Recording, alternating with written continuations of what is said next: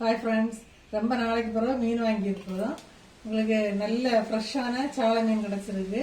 ஆனால் சாலையிலையுமே என்ன பண்ணியிருக்காங்க பார்த்தீங்கன்னா, பாதி பிளைடு சாலைன்னு சொல்லுவாங்கல்ல, அந்த மாதிரி ஏமாத்திருக்காங்க. ஆனால் பாதி தான் நல்ல நச்சாலைன்னு சொல்றது, மத்தி சாலைன்னு சொல்லுவாங்கல்ல, அந்த மாதிரி பாதி பிளைடு சாலை அந்த மாதிரி கிடச்சிருக்குது. ஆனால் பயங்கர ரேட்டை கேட்டால் அப்படியே மீனே வாங்கி சாப்பிட வேண்டாம் அப்படிங்கிற மாதிரி ஓடிடுவீங்க, அந்த அளவு ரேட்டு. ரொம்ப நாளைக்கு பிறகு வாங்கிட்டு, அதுவும் எங்கள் ஊர்ல எல்லாம் கன்னியாகுமரி மாவட்டம் எல்லாம் பயங்கர மழை, நேற்றைக்கு நைட்டு எல்லாம் பயங்கர மழை, மீன் கிடைக்காது அப்படின்னு சொல்லிட்டு தான் நினைச்சிருந்தோம்.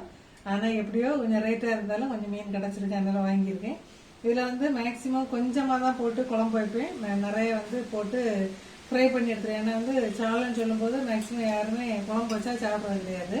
இப்போ நல்லா க்ளீன் பண்ணி எடுத்துருக்கிறேன். அதில் கொஞ்சமாக மஞ்சள் பொடி, கொஞ்சமாக உப்பு சேர்த்து அப்படியே ஒரு 2 நிமிஷம் புரட்டி வச்சுட்டு என்ன ஒரு 2 தண்ணி கழுவி எடுத்துட்டு வந்து தான் நான் குழம்பு வைப்பேன். அதுக்கு முன்னாடி நம்ம மசாலா எல்லாம் ரெடி பண்ணி எடுத்துட்டு வந்துடலாம்.